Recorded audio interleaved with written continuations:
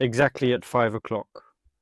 We will try not to delay webinars in the future, and in honor of starting the broadcast right on time today, please like and share.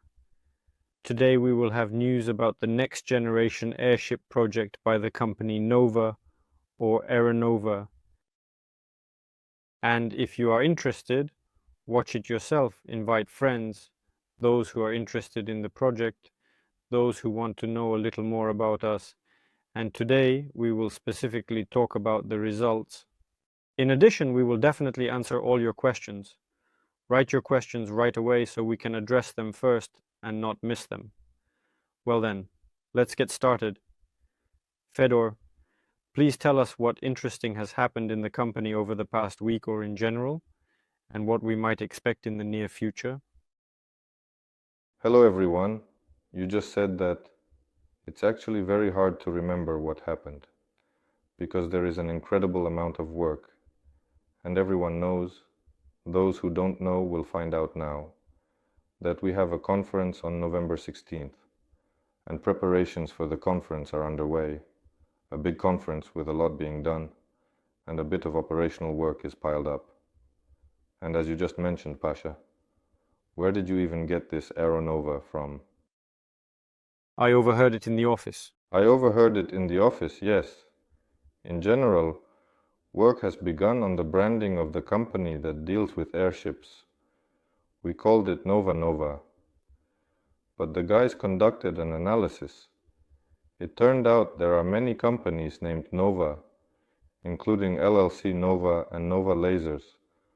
But the word has become a bit stale for us inside and for you and everywhere. Even our device is already called Nova 2. In general, it was decided to go with Aeronova, which looks nice and sounds good, like Aeroflot, both in Russian and English, and everyone agrees. The brand Aeronova is starting to emerge, colors are being developed and so on, but these are not particularly important news, just that for the conference preparations, it was necessary to determine the name, of course, and the color and other things. So besides building airships, we also have to choose colors. But thankfully, the kids approved all of this. The procedure for the change is just finishing up now. We are currently in the process of undergoing a reorganization of the legal entity, which will be officially known as LLC Aeronova. Additional activities and operations will indeed be added, and SOLARGROUP will be included in the founding documents, and this operation is already concluding. Yesterday was the 5th consecutive day, and today the changes should have appeared in the official registers. So far the lawyers have not yet sent any updates, but this is a crucial step towards the transition of the project's status from the pre-launch phase to the official launch phase, when everything is indeed ready. Legally, in a legal sense, this work is coming to an end, but at this particular stage, the stage is specifically the formation of the project. It involves not only the activities, but also a significant amount of extensive legal work, one of the key aspects of which is precisely the absolutely correct activities for successfully obtaining a license and for meticulously forming a comprehensive development program for the innovative airship transport system, because the funding process will be conducted through various funds. Currently, a detailed development program is also being formed in close collaboration with the fund, and we will most likely announce this comprehensive development program soon. Yes, this is also an important and significant part of the legal work that is nearing its final stages and conclusion, and we can already begin to discuss and elaborate on it in more detail and depth. Something like that, or something along those lines, to other news. Well, we have new employees appearing, yes, in the office as well. Finally, we have an operator on staff who is currently helping us conduct this webinar, so we hope that the quality of both the video and our webinars will also improve. In fact, he is a very important person whose task is to assist and highlight everything that happens here. Yes, and thanks to him, A series of videos about what is really happening in the office will soon begin, I am sure. Not just these live broadcasts like we are doing now, nor the rare videos that I filmed myself, sometimes posting from my phone, but a small, ongoing live content. As you may have noticed, the frame has changed. It has become a bit more beautiful in the same place. We already have 28 people in our overall table working on the project, 17 of whom are specifically engineers, designers, and technologists. And this is not all. A couple more will be added in the near future. These are the individuals who are currently engaged in the production of soft shells, cutting, welding, testing, and other related tasks. They are already here as they were. They just haven't been called yet because there is nothing to cut, there are no shells, and it is not needed yet. But it will be time to start the process before the new year. The understanding has already started now, of course, but to begin cutting the shell in the spring, which will need to be welded in the summer and launched in the fall.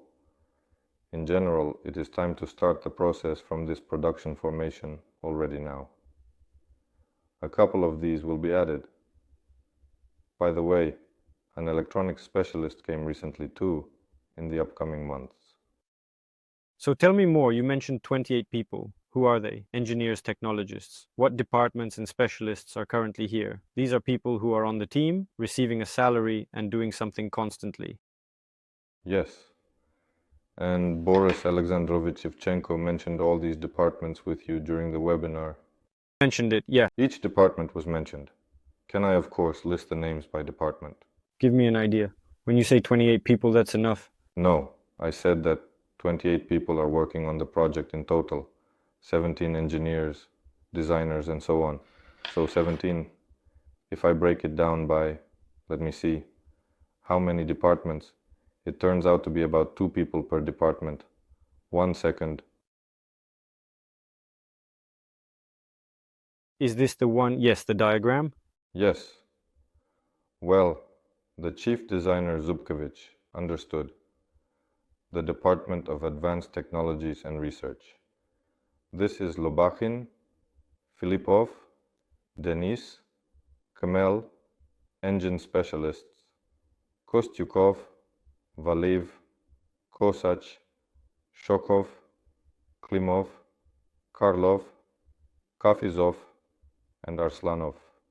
This is the largest department because it includes the engine as well as the rotary transmission and propeller group. It turns out like this. Naturally, the most important in aviation technology, aside from the control system, air-gas system, and so on. The ground equipment department. Here, there is currently a vacancy, not exactly a vacancy, but a person who is needed just a bit later, and there is already an agreement with him. He is not on staff yet.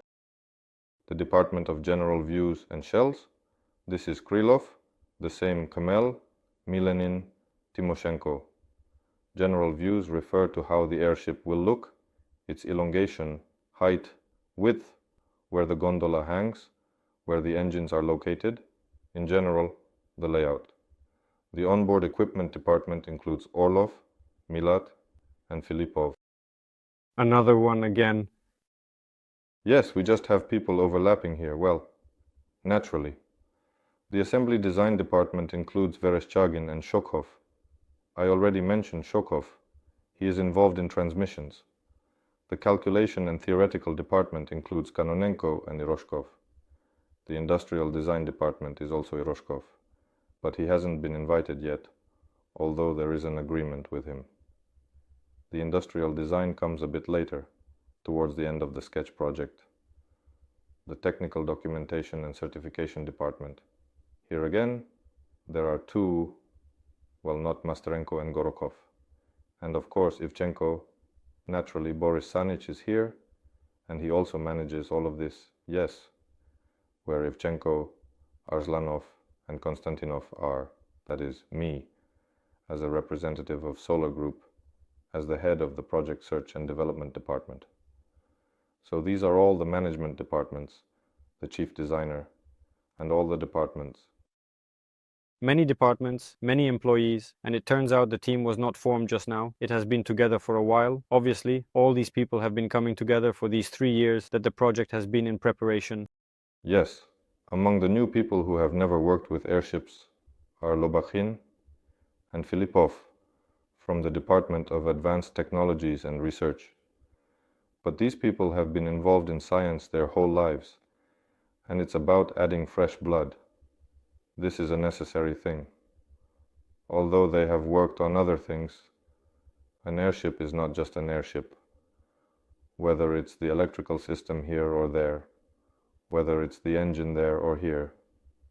In general, you are right. This team has come together before. Everyone has known each other for a long time. Yes, and it's funny that the team came together in a decentralized manner. Interestingly, the team was formed in a decentralized way. It turns out that Ivchenko, Zubkevich, and Kmel brought part of their team, while Ruslan Arslanov brought his own team. He has been involved in aviation, and they were working on helicopters, which they called Microns. He brought part of his team, and within this team were those who helped create parts as contractors for the 30th project. When they met here, it was like, is this you, Kia? So people had worked together before, but they gathered from different sides. Also, by the way, Milat. Milat is actually an employee of SOLARGROUP. How he ended up here, we will talk about separately. By the way, there will even be a whole video about him. We filmed it, and he talks about who he is and how he ended up with us at Nova. It's somewhat of a coincidence, or maybe not. He has always worked with artificial intelligence, which we knew, and then it turns out that he developed control systems for helicopters. And control systems plus artificial intelligence is exactly what is needed in the modern world. Yes, not only helicopters, but also quadcopters. Helicopters in Iran, copters in America, and here in Russia, he somehow stumbled upon airships. By the way, it turns out Lobachin, Filipov, Milat, and Orlov. Orlov also hadn't worked with airships before. We have already counted 4. It turns out that part of the team came with the main airship specialists, part of the team came with Ruslan, and Filipov Denis, who is a radio technician, also brought some guys who previously worked with the company Auger on airships, AU-30, and control systems for airships. Denis Filipov is actually quite a well-known person in niche circles. He has 25,000 subscribers on YouTube, and these are not just people watching some hype videos. He doesn't edit his videos. They are just video experiments that he posts, without any comments and so on. There is a very specific audience, and he is generally well known, yes. And when he posted something about airships on his channel, everyone started writing to him, and it turns out that people who also built AU-30s were watching him. That's how it all started, and he invited us to the office, so we met with Duyunov, and that's how the company is gathering from all sides. So, it turns out that the team has been assembled, and work has already begun. I know that some kind of plan has been developed for the year, or for how long, and who will do what. Can you share it in detail? Or yes, not only a plan has been developed. In fact, we have started to form an environment within which everything is being developed, at least the organizational standards, according to which the creation, structuring, storage, and modification of information takes place. There is administrative information, design information, and auxiliary information. This is very important, because the airship consists of 1,000,000 details. Conditionally, everyone should have their own place, their own drawing, their own version, their own name, and access to all of this. It's clear that we mentioned that T-Flex will provide all of this for us, but with T-Flex it will be at some point in the future, not tomorrow conditionally, while work is already underway now. Still, in order to put something into T-Flex, something has to appear first.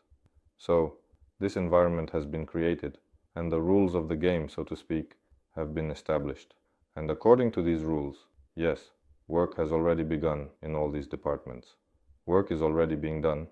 Yes, when people were recruited here, the main condition was that people are only needed when something needs to be done. So, if a person is wonderful and their functions are great, but we don't need them for now, then we don't need them for now. And you mentioned the plan, Vadim Zubkevich. A scheme for dividing the airship was initially created.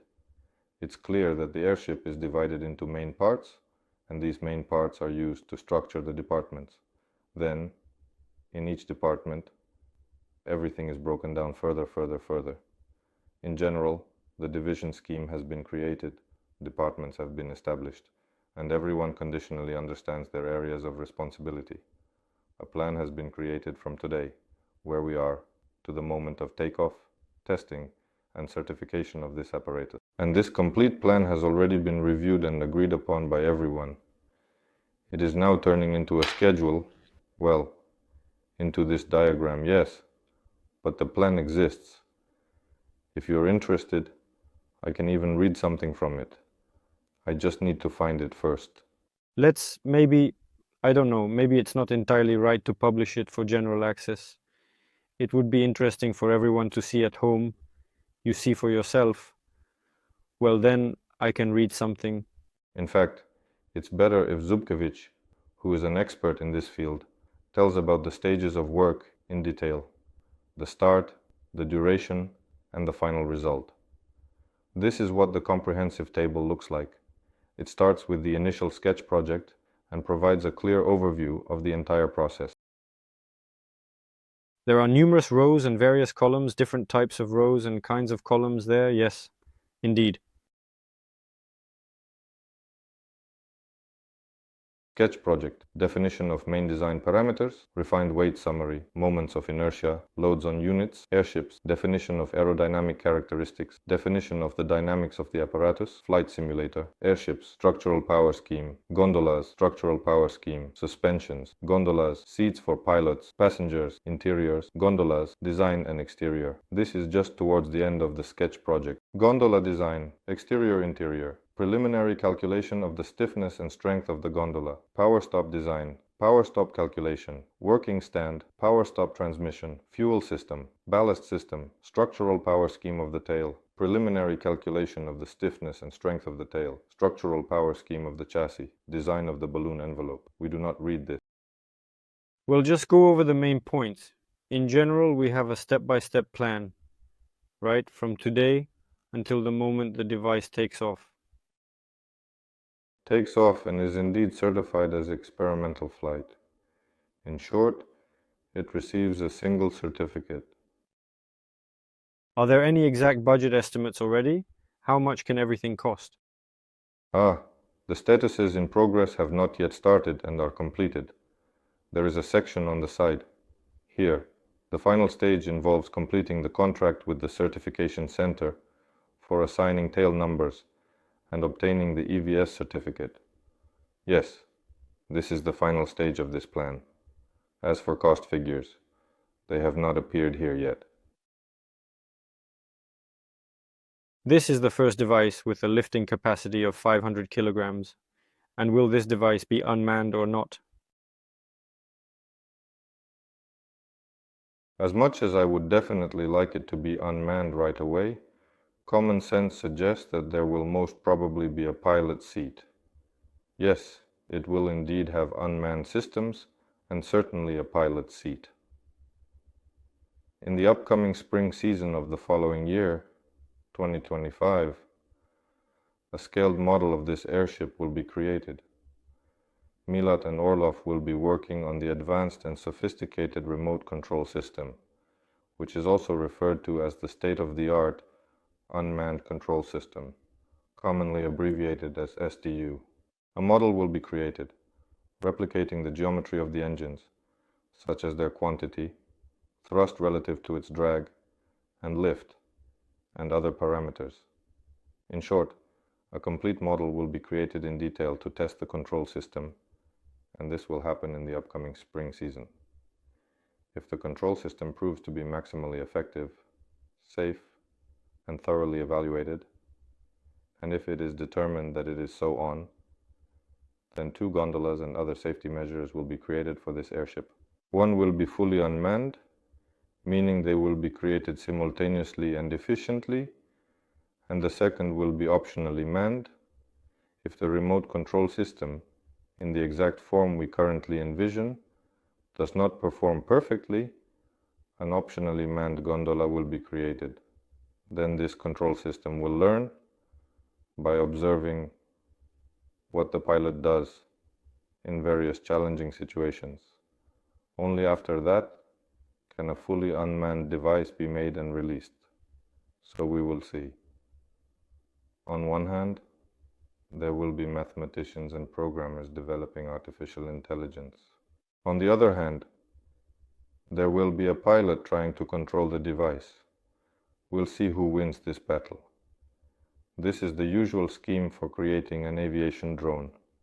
When a pilot flies, initially it's a test pilot who controls the device based on their feelings. They sense what is happening and somehow adjust the machine's behavior using the controls. Meanwhile, the system records and observes what the pilot does in various situations, and this is roughly how all autopilots are trained. However, the modern approach with drones has shown that you can simulate a lot on a computer, add some stabilization algorithms, and so on. This allows for the immediate creation of an unmanned device, and it's based on this scheme. Now Milat and Orlov are developing the control system for the airship.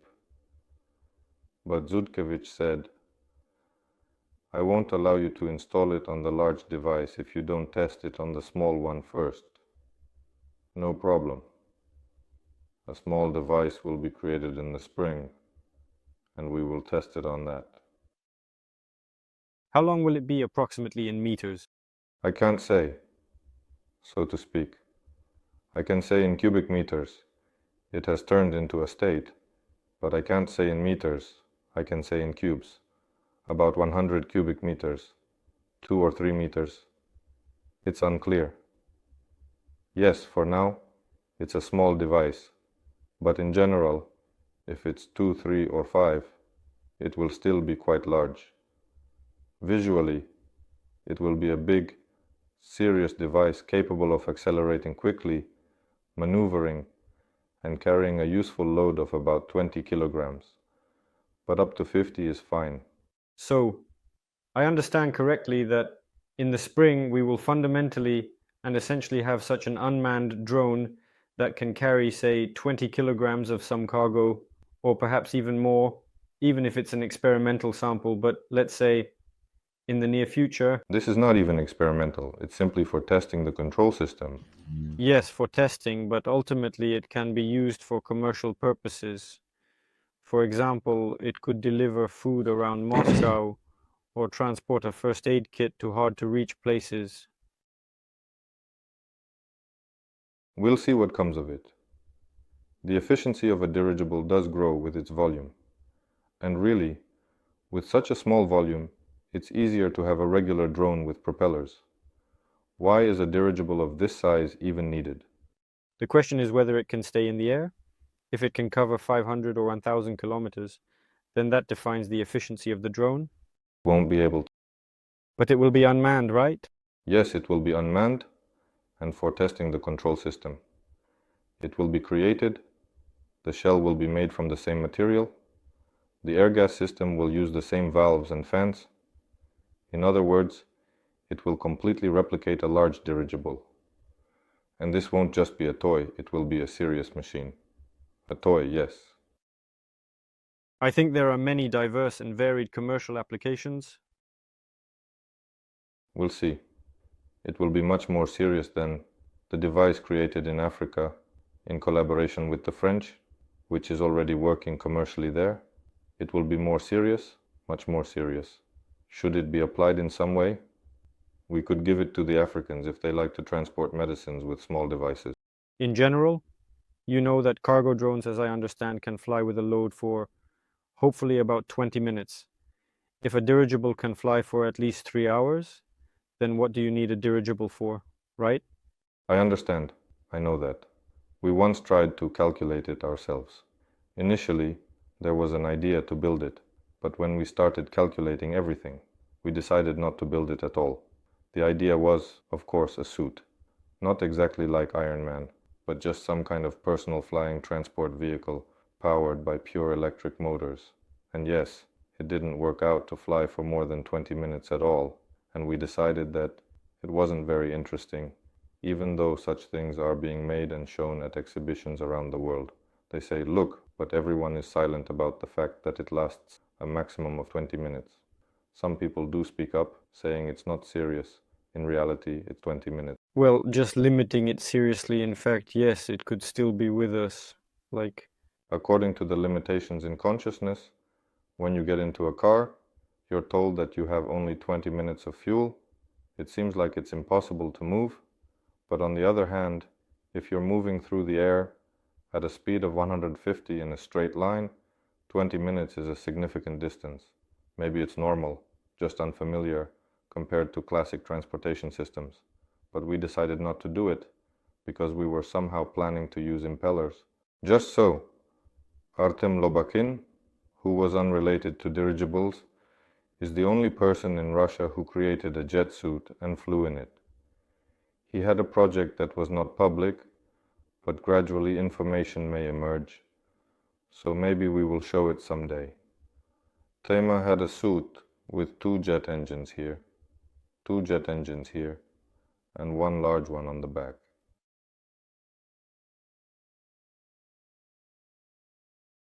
It would be interesting to see. Is there a video? Such people with a team and such interesting experience. And by the way, Artem, I understand there is a desire to invite him to a webinar, maybe even next week. Yes, I actually thought that today Artem and I would sit down to discuss the video we posted in the lab, where he showed his vacuum system and how he will use it to assist the dirigible project, creating a system for helium purification and applying various materials.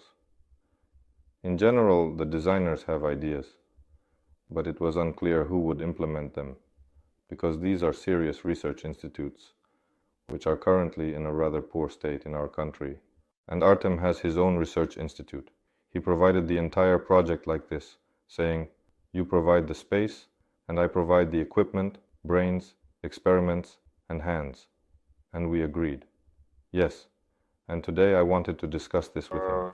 But today is his daughter's first birthday, and they are celebrating, so it's a valid reason. Maybe next time. So it turns out that in the spring, this device will be tested, and the control system will be tested on it, and they will, yes, if the tests are successful, be applied to a larger device or partially in some way. Look, yes, 2 gondolas are planned. We are generally making this modular system. The first device that will be assembled is also experimental, and it will mainly serve as a laboratory for testing various options.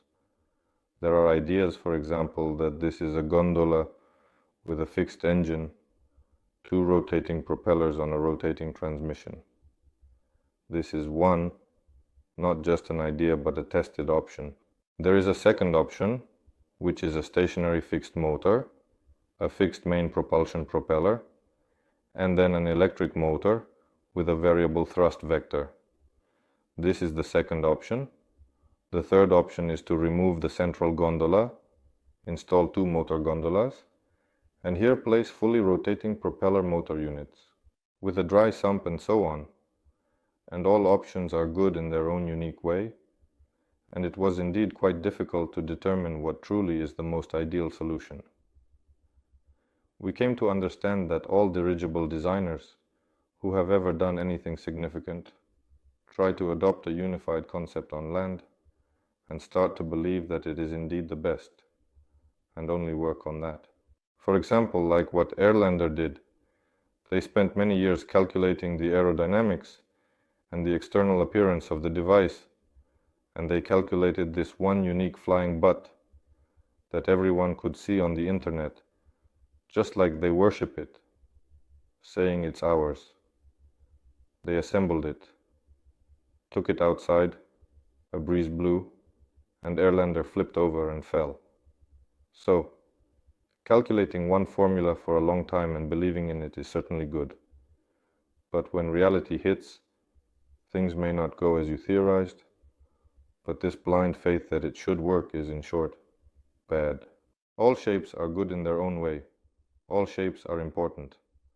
For different tasks, there can be different shapes, and we shouldn't insist that we are building exclusively classic cigar-shaped designs. Even among cigar shapes, there are various forms, and for different speeds, a specific shape is needed. Or we are building a hybrid, and if it's hybrid, then only this way, or only that way. In short, you can't do it this way because airships need to be built in large numbers, and they will all be different. It's like, conditionally, let's build a car. You all chose one car, conditionally, a sedan, and stopped there. It is also desirable to have a single design. Before this, airship enthusiasts around the world had a mindset that we should choose one single design, create it, and scale it.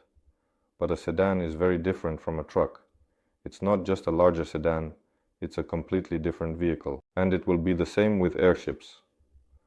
Therefore, this first experimental device will have a fully modular design, where many different gondolas will be tested, with different control surfaces attached, and so on. It will be a flying laboratory. Several modifications will lead it to a conditionally optimal finished form that is already close to commercial. And this optimal finished form will already have the control system in place. You ask if it will be there or not. It will definitely be there. Whether it will be the main or a duplicate system will depend on the modification. That is, it can serve as the main system if it is a gondola of an unmanned device, or as a duplicate if it is optionally piloted. If it is necessary for a responsible person to perform a critical task and the machine cannot be fully trusted, then this system will still be there to assist, monitor, and interact.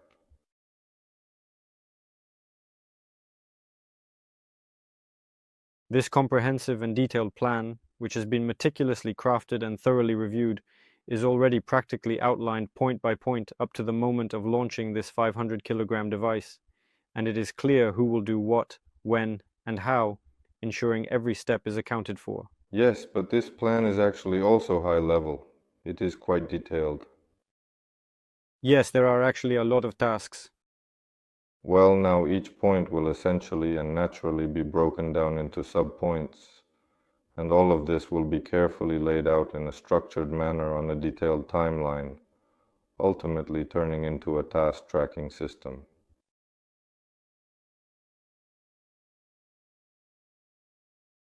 Did anything interesting happen this week?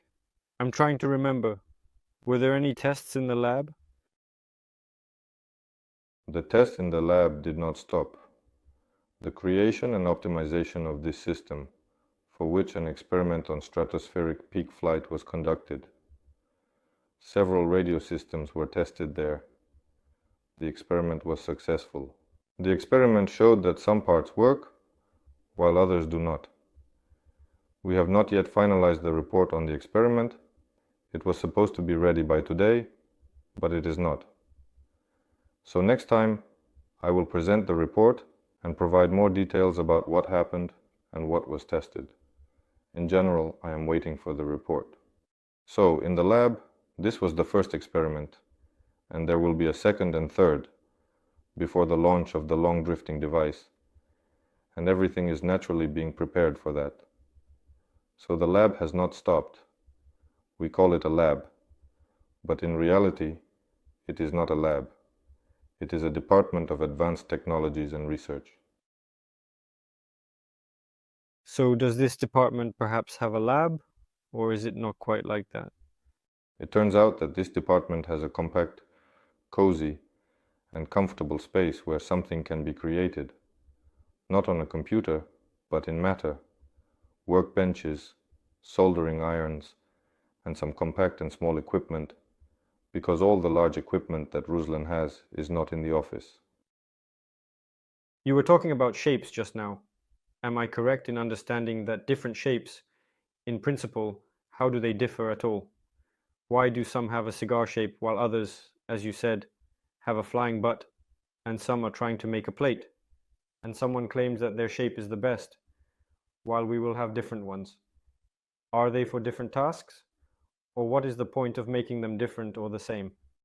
Well, yes, for different tasks, some shapes can perform a certain pool of tasks, while for another pool of tasks, it would be better to change the shape.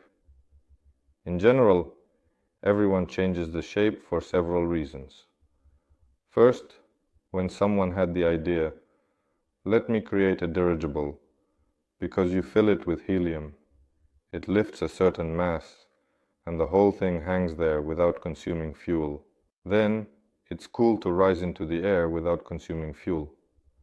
Later, when they start designing it, they think that a certain volume can lift a certain load. Initially, the volume is a sphere, but when you start blowing on the sphere from the right or left, you realize it has a large surface area, so the sphere needs to be stretched somehow. If we need to fly forward, to reduce drag, the sphere is stretched, resulting in a sausage shape. We are flying somewhere forward. And the sausage, it turns out, already has some aerodynamics. If you raise the nose of this sausage, by 1.5 degrees, then aerodynamic lift starts to appear. That is, if the helium can lift, say, 100 tons, then while following the route and raising the nose by 1.5 degrees, aerodynamics adds significantly. I can't say the exact numbers. 120. Wow. So, with aerodynamics, we are still flying forward. Yes, we are flying forward. So maybe we should change the cigar to be more aerodynamic. Let's make it lift a bit more. Not 120, but 150. And changes begin. They start to create an aerodynamic shape. The aerodynamic shape is stable in flight, for example. It becomes stable because it is aerodynamic. But in a static position, for example, when it is just standing there, one of the functions of the dirigible is to lift a certain load and hover. It becomes more difficult to statically balance the shape because it is not designed for static conditions. It is designed for dynamics. That's one. Two, there's also the idea that, damn, the sausage is big, meaning we need to lift 100 tons. They made a cigar, and a 100-ton cigar looks huge. How can we reduce its size? Well, let's shift a bit from static to dynamic. That is, we make it not 150, but we reduce it here to 70, and we take 30 from aerodynamics. And again, the cigars are visible. The shape changes to some kind of hybrid, conditionally. But the hybrid again depends on the choice of speed. At what speed will we be flying? If at speeds up to 100 kilometers, there is one naturally aerodynamic shape. Above that, up to 200 is another, and up to 300 is a third. But this is already a different shape. There are people who think very radically. They say that cigars are this kind of thing, and it has a certain volume, while a disc, if made, will visually look significantly smaller, but the volume will remain the same. This thinking is about reducing sizes. We need to make it smaller. Why? The sky is vast. There is a lot of it, and it is generally free. You can make huge things, but there is this mindset that we need to make it disc-shaped. This disc shape can be anything. Even a cigar tries to turn over like this. That is, if there is a specific volume of something that needs to rise somewhere in a particular way, the longest axis or direction arises along which the gradient wants to distribute with the maximum difference. Therefore, a sphere cannot distribute anywhere. The axes are equal in all directions relative to its sides. A cigar has only this one axis. It tries to rise like this, and stabilizing it is easier. But for a disc, it's not some axis, but an entire plane, and it tries to rise from any of its sides. That is, if a cigar has only two options, it either wants to rise like this or like that. If you hang a weight here, it can no longer do anything. So, stabilizing a disk becomes even more difficult. So, in general, all these ideas come from there. Let's make a disk, let's make a hybrid, let's make not a cigar, but a double cigar. These are all desires that are mostly unrelated, but it's amusing with the task. That is, if the task were to solve a specific problem, there is likely only one solution for any mathematical formula. If it weren't for systems of equations, matrices, and other such things. And the airship is built for the task. If you need to create aerodynamics that can carry a certain weight at a certain height with a certain speed, that's one device. Yes, if it's something heavy, low earth and cheap, that's a completely different device. It's a classic form, you know, and so on. Everyone is probably trying to create some unique and ideal version, and it is important to note that in the context of modern technology, which is a fascinating subject that many experts are exploring, to push the boundaries of innovation. They want to make it definitely unusual because creating airships is not a cheap endeavor, and it's necessary to attract investors to such projects for the entrepreneurs who make them. They are trying to ensure that it is like this, primarily that it is not an ordinary cigar-shaped one, but rather that it is beautiful. That's the airship. This is generally a virus, I don't know how to call it, a mental disorder on a global scale. Previously, engineers were conditionally involved in building cars. Now it's designers, and that's very scary, very scary. And this virus has spread everywhere, including to airships. Now a designer has drawn something.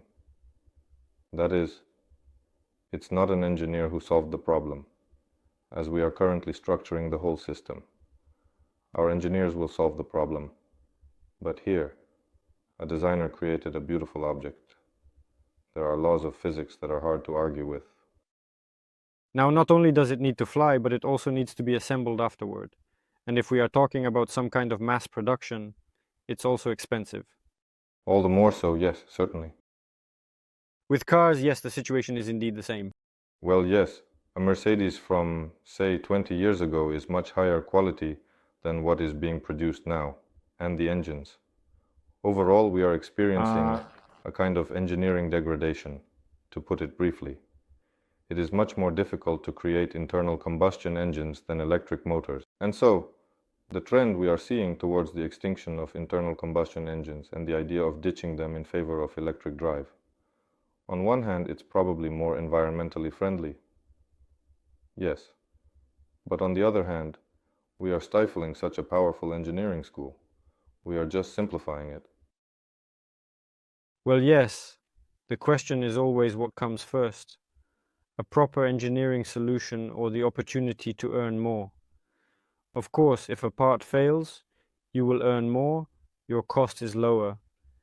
Making parts that will never break, well, logically, from a business perspective, it seems to make no sense. There is a market. The market says if a car breaks down after 3 years, that's normal. The first 3 years, it's better if it doesn't break down, or there will be reputational losses. They adjust to specific timelines. Fyodor, you also mentioned that apart from all these work issues, there is active preparation for the conference in the office. Can you briefly say what to expect, what information will be there, and who from the new team will come? The entire aeronautics team, skilled and dedicated, will be there. So one could come to the conference and meet all those people we constantly talk about, whom we see in webinars. Everyone I mentioned out loud today will be there. All the airship operators, you can ask them something. Yes, there might even be more. As we gathered, the NTS people came from the outside. Yes, and it's likely that many people will come. I can't say much, but today, Boris Alexandrovich, overall, the Academy of Sciences of Aviation and Aeronautics is very interested in collaboration, in joint promotion, development, etc. If everything works out, we will sign with them, and most likely, everything will work out and we will sign. Then they will also be I didn't say anything. Well, you said it quietly, so probably no one heard.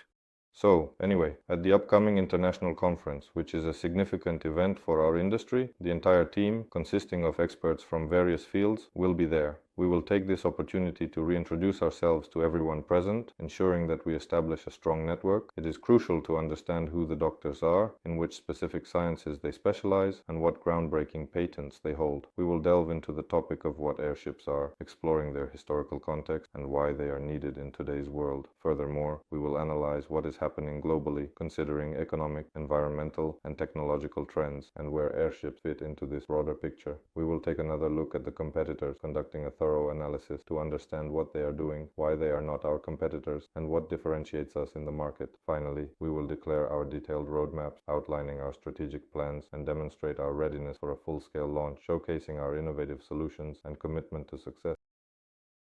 In other words, at the conference, there will be information not only about the project as it was before, but we will also talk about airships, answer all your questions, and there will be an opportunity to meet the team. So, if you are interested in the topic of airships, which you definitely are since you are at this webinar, be sure to come. The only thing is, I don't know how many spots are left.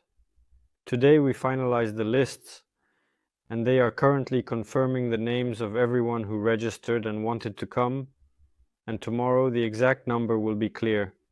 It's already 500. We will probably register a few more people than 500 because some of those who said they would come will not show up. There are already about 1,000 applications. About 1,000 applications, yes. There are about 500 spots. Yes, 500 spots, 1,000 apps. And it turns out that there are about 500 confirmed applications, so there are no spots left. No. It turns out we need to clarify who decided to bring a +1. We definitely need to check. And some lists are being called today. Possibly more calls will be made tomorrow. But it seems like there are actually no spots available. But registration is still open because, as I said, calls are still being made. So register if you want to attend. But if there aren't enough spots, then there won't be enough. And if there are, you'll come. Although someone might come without registration, we've also thought about that, but be careful or there won't be anywhere to sit. Yes, certainly people do come directly to the reception without registration, they just walk in. Yes, such a record number of people is expected with us. Yes, and what's noteworthy is that usually active registrations start a couple of days before the event, but now, even with 10 days left, there are already twice as many applications as there are spots. There were more applications than spots. I think it was even 2 weeks after we posted the first announcement. By the way, since we are already talking about the conference, I saw one of the questions was whether those little airships behind us will be sold at the conference, but unfortunately those specific ones probably won't be available. Yes, for now, no merchandise will be sold, but usually at conferences, we don't sell anything. It's usually something you can get in one way or another. As Fedor said, the company's branding is currently being developed, and as soon as it's ready, we might be able to sell or give away something from the company. And did you catch that? Or is it not visible? Look. Yeah, who put it there on purpose? Someone pushed it. Yes, I see it. It's lying over there. And the merchandise, it's all branding. I understand it's important, but not that much. If you need any merchandise, just comment or write in Telegram. We'll make it for you. I see a question already about how this thermostatic technology will be used in the new generation of airships. If the question is about heating and cooling, then yes, it will definitely be used. There will be various systems for heating and several different systems for cooling as well. All of this is specifically for adjusting buoyancy. I'll go into a bit more detail later. It ranges from using heat from engines and generator units to microwave heating, plasma torches, and more, including such as and so on. They are also asking about magnets, badges, and other souvenir products specifically featuring airships. We will have small gift sets for conference participants. As for badges with airships, it wasn't planned, right, Fedor? Or will we manage to make them?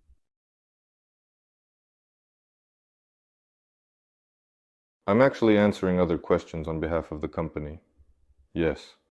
You've been communicating about these questions in any case. There are some ideas periodically. Yes, if we're going to do something, we want to make it quality. They announced the conference, of course, not out of the blue, but as always, there are only 10 days left, and there are no badges.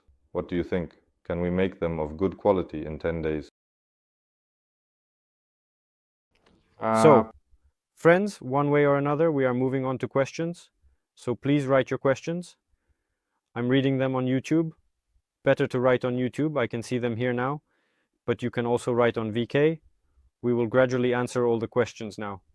Fedor, do you want to add anything about the news from what has happened? The office is currently getting settled, and very soon the operator will indeed show you absolutely everything. The operator's name is Vladimir Vladimirovich. You will certainly get to know him as well. Let's move on to the questions. They are asking about the secret guest, but he didn't show.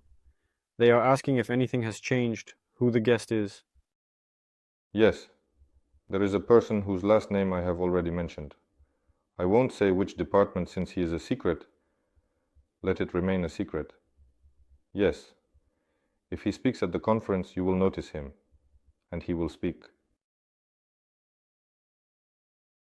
So, what are the main challenges the team is currently facing at this current moment in the process of implementing the project? Are there any such challenges at this moment? Or maybe something difficult or interesting coming up soon?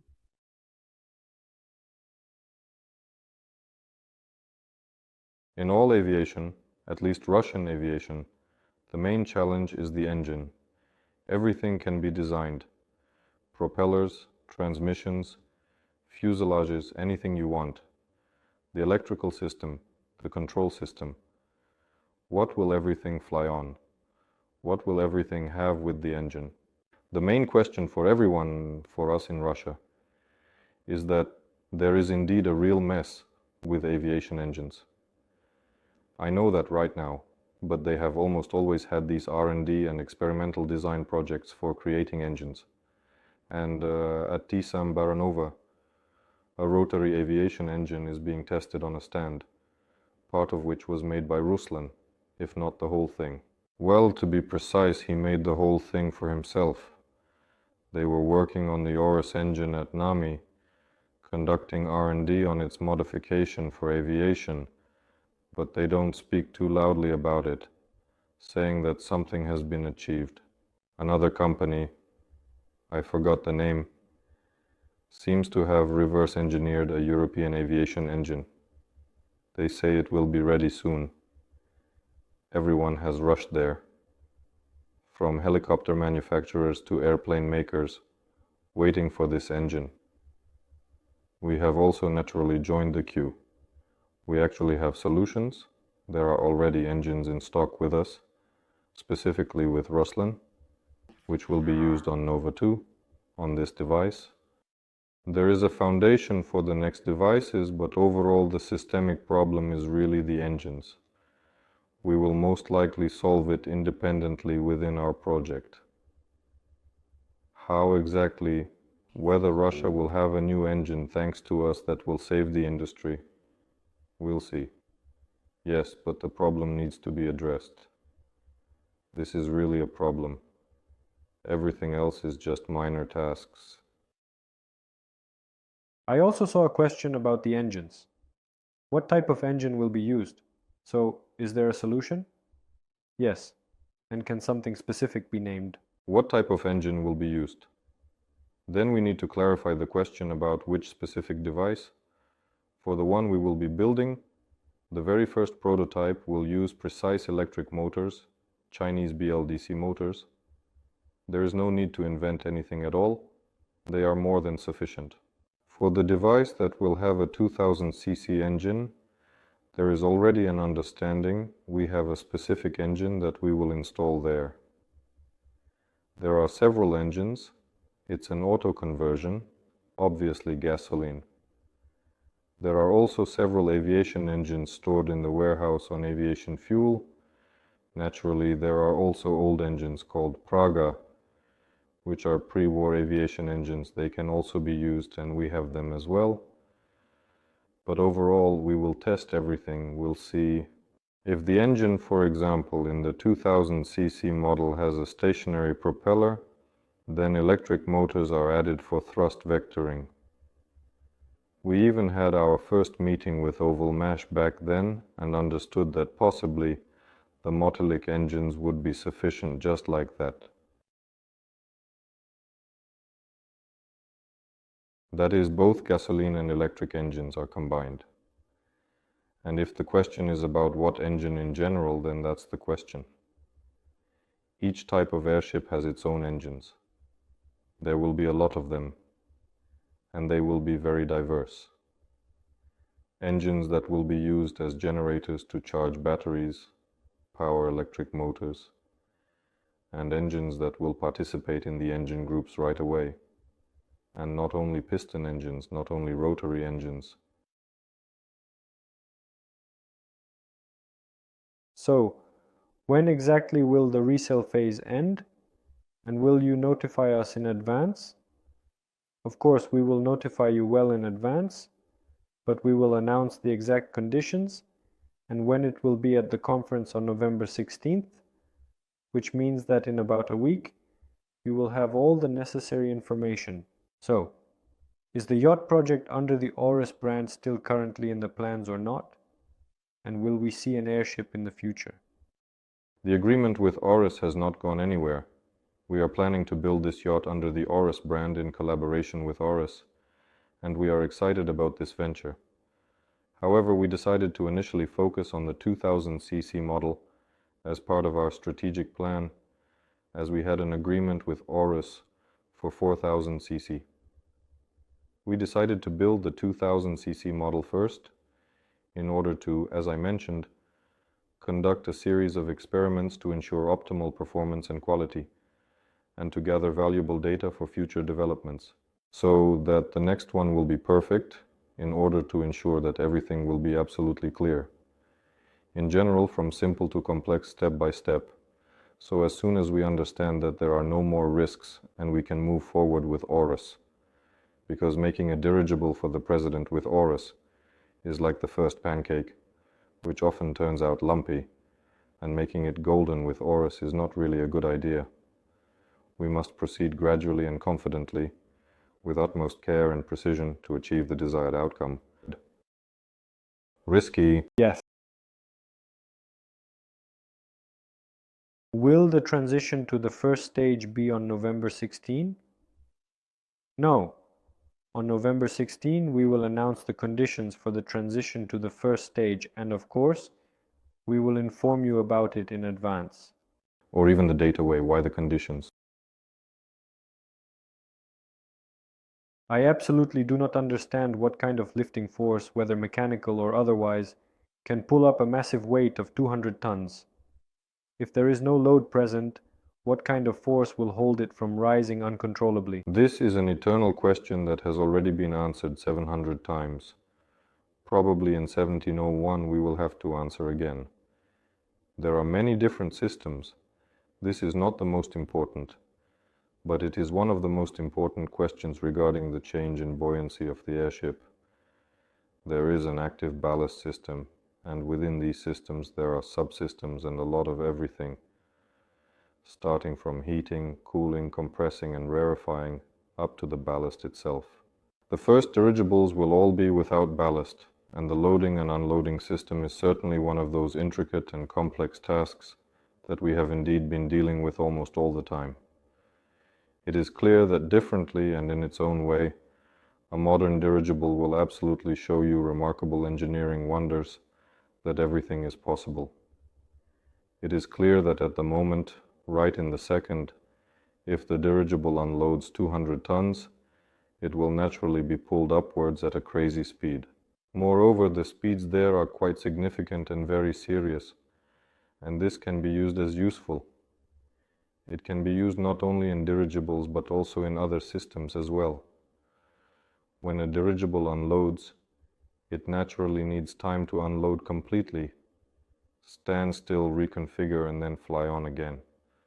To just throw out 200 tons or even 500 like that is hardly possible at all. Something significant would have to happen for it to unload so swiftly. However, there are indeed some advanced systems that will hold on to it even if such an event happens quite quickly. I wanted to say, I got stuck. I don't remember the volume dimension of the shell. A small shell, well, more than 2000 cubic meters. I need to ask Dmitry Sergeyevich. He told me about it. In short, it feels small. Definitely not 200 tons. Here is a small shell, oriented vertically like this, and if you let it go, it should float up. That is, it is without a gondola, without any load, at all. Just a shell, conditionally, that will steadily rise upwards. What speeds can it reach? That's the question. If you have ideas, write in the comments, write in the chat. But I will say right away, I am honestly shocked by what speeds it can reach. And this can be used in very interesting ways. And also, I just read a question about the stages. We talked about how the first dirigible will appear up to the end of the certification process. What tests does a dirigible go through before it can, let's say, enter the market? Or, well, it was written on the market, yes, probably so that it can be used. That is, what does the certification include? Well, it's better to watch the webinar with Boris Sanichevchenko, one of the first webinars. He talked about certification. In fact, the tests are already starting now. For this dirigible, which doesn't even exist yet.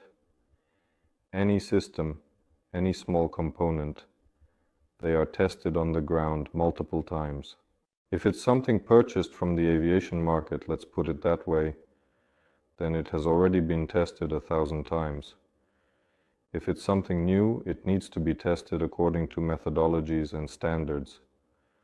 To bring in a specialized company that has tested it and then test it once more. And only then will it permit the usage of this device or component as a crucial part of an aeronautical vehicle, and therefore each system is first rigorously tested on solid ground multiple times, then everything is carefully assembled in a systematic manner, and comprehensive factory tests commence, and, well, that's approximately what it is generally referred to as. Initially there is just a thorough check of each and every system. It remains stationary within the hangar, the initial takeoff and subsequent flight with a qualified test pilot and an experienced experimental pilot. And when, under certain conditions, the production team fully understands that all the individual components tested on the ground have successfully passed through the comprehensive factory tests. Next is the official state procedure, a commission. They take the aircraft and fly it themselves, testing it according to these standards and methodologies. Only then, upon returning the aircraft, do they say whether it passed the tests or not, and whether a certificate can be obtained. But what kind of certification tests are there? If it's a certificate for a single sample, those are one type of tests. If it's a certificate for a series, those are different tests. If it's a series on which people will fly, that's a third type of test. And what exactly do they go through? Well, everything up to destruction, and they can destroy more than one aircraft. It is quite evident that if the state government builds only 2 of these structures, it is highly unlikely that both of them will be completely destroyed according to the specified procedure. But one of them definitely will be. It's definitely better to watch the webinar with Boris Sanish, or indeed we can absolutely ask him this question a little later when he has already very much talked about what tests we have planned. What materials are most commonly and typically used in the construction of these airship envelopes, and most often in the production of airship envelopes? You need to watch the webinar with Vadim Zubkevich, which was last Thursday. He talked very well about materials and fabrics there. but the envelopes again most likely refer to airships. There are also rigid ones. The question of where airships are commonly used is also relevant. There are certain fabrics like aramid, Kevlar, and other materials, such as those used in various applications. The fabrics are impregnated with gas-retaining compounds, and there are several of those, and most likely it has formed this way for now, and so on. So, the fact that everyone has a roughly similar formula, they take this fabric, impregnate it with this material, which conditionally holds ultraviolet light, and then cover it with something to protect against ultraviolet light. Thus, all properties are obtained: mechanical strength, sufficient gas permeability, and protection from ultraviolet light. Please refer to the previous Thursday's webinar with Zubkovic to listen to the specific names of the fabrics, their technical characteristics, and what they are impregnated with. There are generally accepted ones that are most frequently and widely used in the industry, as the question was asked, but they are actually used very little in practice because few people build rusty ones overall. They have just started making them now, and well, the Chinese, the same Erlanders, are trying to follow the beaten path. There are experimental fabrics that were developed in Soviet and Russian space exploration for devices similar to airships, but for other planets like Mars and Venus conditionally. There is a completely different formula, and there is a company that currently owns these formulas and is ready to establish these processes, and this will be a more interesting material than what is generally accepted. We will also be making it. Let's see what comes of it. Most likely, it will be possible to accelerate and crash into the forest, parting the trees without damaging the shell. But this is all regarding soft dirigibles. In fact, we need to build rigid ones. Soft ones are an intermediate stage, smaller devices.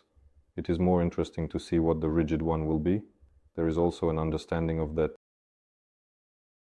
When will the rigid ones be built?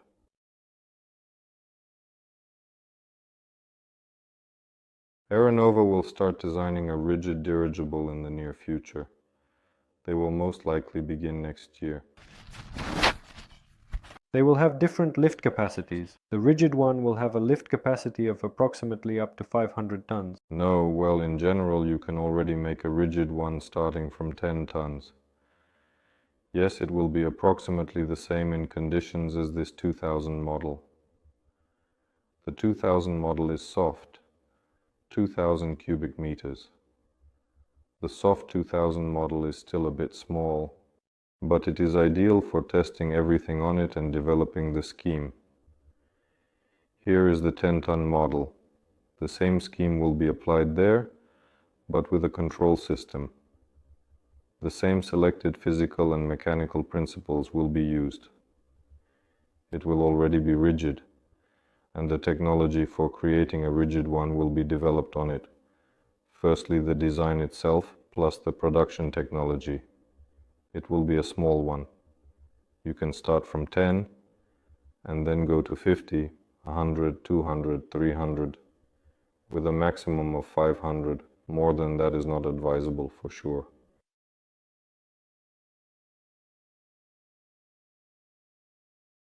Will there be Nova 2 and Nova 4? That's perhaps the question. If we are talking about Orus, then there will be Nova 2 and Orus. Orus will also be soft. Do submarines have principles like the same principles of diving and surfacing indeed? Here we need to invite Vladimir Zubkovic to the studio again. Well, how the Archimedes principle works there, of course.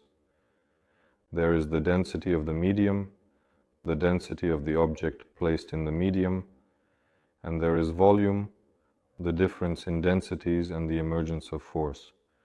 Either buoyant force, as in Archimedes, or it sinks, conditionally enhancing the average density of the object, for example, such as increasing the average density by adding water to the submarine, for instance. By releasing water with air, you reduce the average density, and it starts to surface. The Archimedes force works there and here. Are there design options where the bottom is rigid and the top is soft? A semi-rigid scheme, yes. There is an option where the gondola is simply and securely located on the keel beam and everything else is soft and flexible. A particularly good option is when the gondola and here the rigid structure is shaped like a watercraft, and all of this is covered with a soft bag on top of it. But one must understand that all the force of this lifting gas still pushes upwards. Yes, and everything that is substantially heavy below will still hold.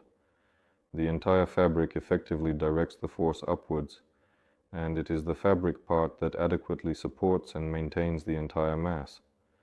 Therefore, it is more advantageous to have some rigid elements above if the bottom is rigid, to relieve the shell.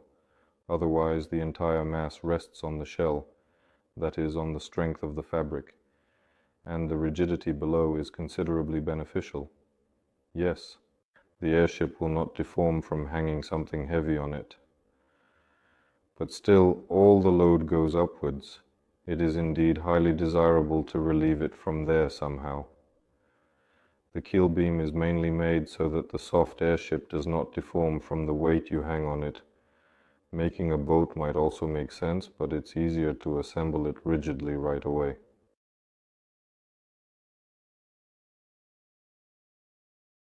That's an interesting question. Was there an idea for a detachable gondola drone? That is, a dirigible drone with cargo, a gondola drone with a crew that catches up, attaches, and pulls like a constructor? Right now, one of the interchangeable gondolas of Kanovi 2, designed by Dmitry Sergeyevich Kmel, is his personal project. This is precisely a gondola and a quadcopter. It is an air taxi with 4 rotors that can fly even without the dirigible. But again, not for long, as we discussed earlier. The atmospheric unloading in the form of the dirigible above will allow for an increase in the time of this air taxi. And in the event of any unforeseen or unexpected situations or circumstances, if something happens with this air gas system, the device can autonomously detach and land. That's one.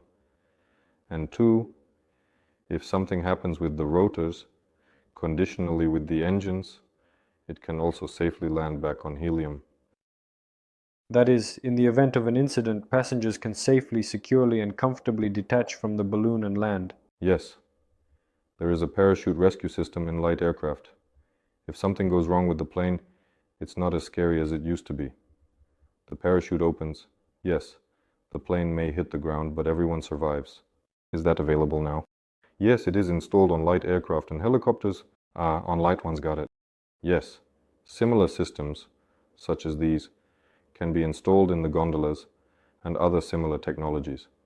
But overall, there's no point in getting too caught up with miniature airships in the initial stages of the development process. It's better to focus on larger, more serious airships first, and then later, at a subsequent phase of the project, return to the smaller ones, and also decide what they will be like to determine their specifications. Large airships, which are massive and impressive structures, can be made with the help of these innovative docking quadcopters. These quadcopters are essential for the operation of the same personal air taxis that are becoming increasingly popular in urban areas. This large airship is floating somewhere away from the bustling city, and people can fly to it using these air taxis, dock with it seamlessly, and all of this turns into a single cohesive system, providing thrust in one unified direction. It's a fantastic concept, of course, but from an engineering perspective, it's all entirely possible with current technology and advancements in aerodynamics and propulsion systems. I will carefully examine the questions on the Solar Group channel. We will build a resort in Altai. Airships are already included in the ecosystem plan, by the way, and thoroughly. You should also read this comment. You know about this project, right? Yes, we communicate personally. Each region needs to have its own tourist airship. This idea came from here.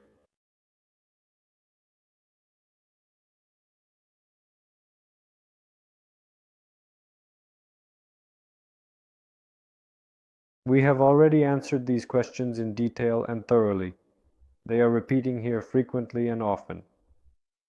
So, that's all for today's session and discussion. We answered about 10-15 questions thoroughly and comprehensively. I don't see any new questions coming in or arising, but it seems I didn't miss anything important or significant. Before we part ways, I remind you to like right now, share, and send the link to your friends. We shared a lot of news with you today. Don't forget that in about a week, we can meet in person with me, Fyodor, and all the team members from Solar Group, Aeronova, and of course Sovelmash. They will also be there. I don't know exactly who will be there, but I know for sure that Alexander Sudarev will be. We hope that more people will come so you can communicate with them. So we are waiting for you and we invite you. We will see each other in person there. Fyodor, do you want to add anything?